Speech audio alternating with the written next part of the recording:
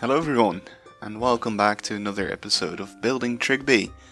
Now it's been a long time, and as you can see there has been a couple of things built, and I'm sure that you've seen my previous video of the temple. In the description of that video there's a little explanation of what's been going on, loads of struggles with my Minecraft install, and that kind of things. But I've finally gotten back into the swing of building in Tryggby. So yeah, let's just get into it. Now I wanted to finish the corner in the back next to the beach where the lighthouse was going to be. So I am now building a house with a nice gallery underneath it. I always thought that those buildings, like you often see in kind of Germany, and I guess we kind of have them in the Netherlands as well, with a gallery over top so you can walk sheltered when it's raining.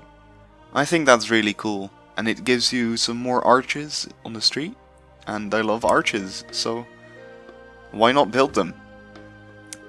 So yeah, there's a 3-block wide path going through this, and the actual road or path is gonna run alongside it as well.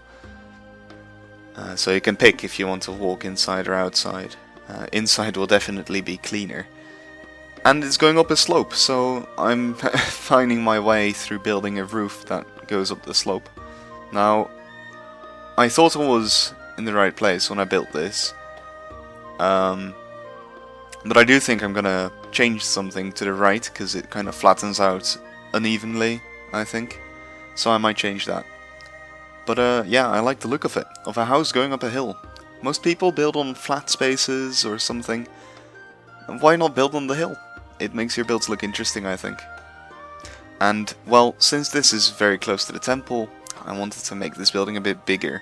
So it's gonna have an actually huge building on top. And I don't at all know what I'm gonna put in here. Maybe some kind of harbor authority, something like that. Maybe a couple of merchants. I don't know. But it's really big, so if you have any ideas, let me know. Yeah, a very steep roof, because of course we are a Nordic town, so we need to have some steep roofs to keep off the snow. And just making it out of wood to at least bring some different colors in there, make it not look all grey. And bringing some interesting... Well, I don't know if it counts as a gable design, but it is at least like a facade to the building, with lots of windows and another, like an attic on top of the attic, of course. 2 levels in the roof part, and I think it looks quite well with the spruce like this. Yeah, well, painting in the road to go to the other buildings, and of course using the 3-step road thing I've kind of made up, with like the dirt and the grass and the mud outside.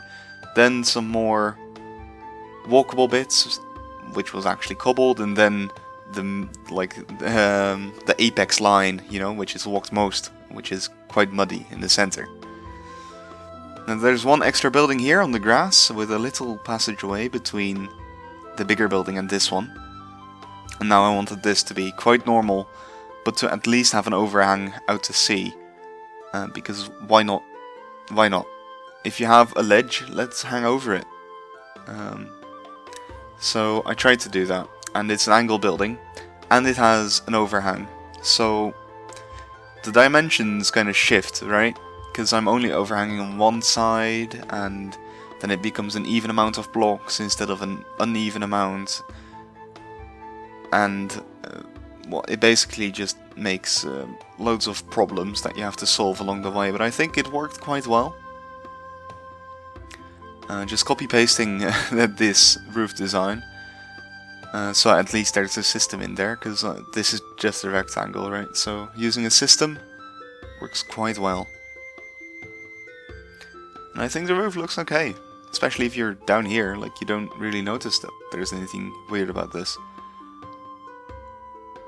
Now I had some struggles with the windows here, because there isn't a lot of wiggle room for nice ornaments and stuff. So they kind of end up quite bland in the video, but I patched them up. And if I remember, I'll put a screenshot in there of what it looks like now. But yeah, some shutters and some supports for the overhang, because it looks cool, I think. And that finishes that other building. Now, the main part, which is shot in the dark, so I hope you can see it. It's the lighthouse of Tryggby.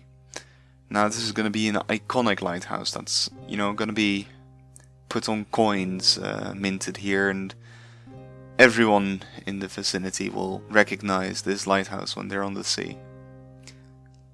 So it's basically just a big stone tower. It's, well, supposed to be octagonal, but it's quite small, so you can call it round as well. And it goes up with some intervals, and when I got up I went back down to add more detail.